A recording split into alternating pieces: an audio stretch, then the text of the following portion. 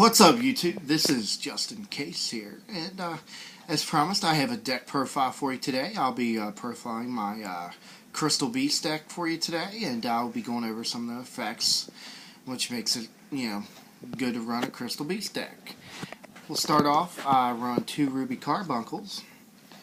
These are always good because if they're special summoned, you can special summon as many Crystal Beast cards from your spell and trap card zone up into your monster card zone, so that's definitely a good effect to have. I run 3 Crystal Beast Amethyst Cats, and that effect is it can attack your opponent directly. It's only, it's half the original attack, but, if you got 3 cats on the field, that's 1800 damage, so that's a good card.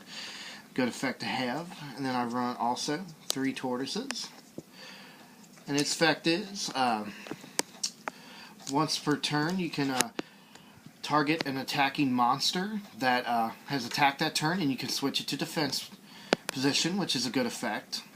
Especially if you got a good, good attack combo on the field. You can destroy it and then hit them for some damage. Slide these down here. Run with 3 Cobalt Eagles, and once per turn, you can send 1 face-up Crystal Beast monster that you control to the top of the owner's deck, either on the side of the field. Not a bad effect to have. And then 3 Crystal Beast Amber Mammoths. I run 3 of those because they're my favorite Crystal Beasts, and its effect is if another Crystal Beast monster is being attacked, you can direct attack. You can direct the attack to the Mammoth. 1700, pretty good effect. 1 Familiar Knight. And the reason why I have that in my deck is when this card is destroyed by battle, each player can summon 1 level 4 or lower monster from their hand, which is a good effect. It could bring out, Amber Mammoth, more attack power. 1 Topaz Tiger. And if this attacks opponent, I need to get more of these, but because it's got a really good effect. But if a card attacks an opponent's monster, it gains 400 attack, so that makes it my most powerful card on the field right now. So I need to find a couple more of those. I have 1 Hydra Viper. The only reason that's in my deck is if I tribute 1 Aqua-type monster, which I have a couple there. I have Emerald Tortoise, and then I have the Sea Panther, which is also in my deck. This card can attack 3 times during the turn, so if they have no monsters on the field, you can hit them with 5400 damage. That's almost dual. A Gravity Crush Dragon. Pretty cool. You can send 1 face-up continuous spell card you control to the graveyard to destroy 1 monster your opponent controls. You can level the playing field a little bit. A Gem Elephant, I just have him in there because he's got a high defense. I don't really care about his effect. A Zerdus Herald of Heaven, only because it's 2100 attack, so that's the only reason why that's in the deck.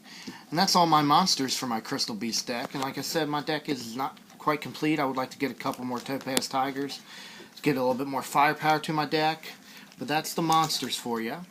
Now I'm on to my spells. I got 2 Ancient City Rainbow Ruins, which are, of course, good to have with your Crystal Beast, because however many you have in your spell and trap card zone, it has, good effects for that. So I have 2 of those. And 2 Crystal Promises, where you can select 1 Crystal Beast in your spell and trap card zone, special summon it, good to have. I've got 2 Crystal Blessings, and you can select up to 2 Crystal Beast monsters in your graveyard, and they put them in your face-up continuous spell trap card zone. They become continuous spell cards. Nice to have, which goes in combo with this. 2 Crystal Abundances. If you have 4 Crystal Beasts in your spell or trap card zone, you destroy all the cards on the field, and you can special summon as many Crystal Beasts as your opponent has sent to the graveyard by this effect. So, you can definitely do some damage there. I have 2 Crystal Beacons. If there are 2 more Crystal Beasts cards in your spell trap card zone, special summon 1 Crystal Beast monster from your deck. Good to have. Lucky Iron Axe. This is in my deck because when it equips to a monster, it gains 500 attack. So, good to up your firepower. I only have 1 rare value. I'd like to get a couple more, but if there's 2 more face-up Crystal Beast cards in your spell and trap card zone, your opponent chooses 1 in your spell and trap card zone and sends it to the graveyard. Then you draw 2 cards, which can help you with, drawing more firepower or any of these spells. 1 Crystal Release. Good card to have. Equip only to a Crystal Beast monster, gains 800 attack, so that's definitely nice to have. I'd like to have another one of those. Lightning Vortex is one of my favorite because you discard one card and destroy all face-up monsters your opponent controls. Always good to have to clear the playing field. Got one Starfoil MST. You know, it's good to have because you can destroy your opponent's, spells and traps with that card. Helps to eliminate, if they got something that can destroy your monsters. One Swords of Revealing Light that, your opponent can't attack for 3 turns, which is nice. So, that's good to have in any deck. Infected Mail. It's pretty awesome. Once per turn, you can target one level 4 or lower monster you control, and it can attack your opponent directly. So, it's a continuous spell card, so that's, as long as you keep that on the field, you can, knock some damage to your opponent. And those are all my spells. Now on to my traps. I have a Rainbow Life. This one's discard one card until the end of this turn. Whatever damage you take gains the amount of life points instead, which is good to have. It can increase your life points. Waboku, it ends the battle phase, so that's good to have in your deck.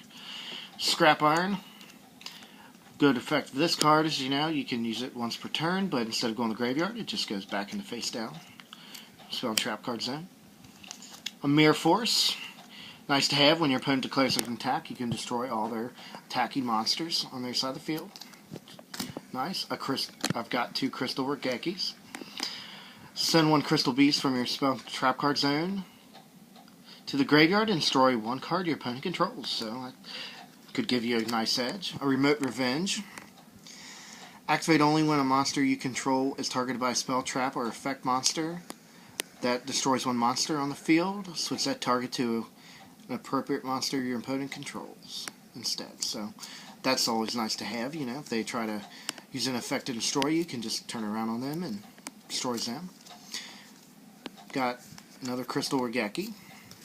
And then 2-dimensional prisons, which these are nice because, especially if an opponent needs to use their graveyard, when an opponent monster declares an attack, target that monster and banish that target. So if they needed that card from their graveyard, now it's not banished and it gives you a little slight edge.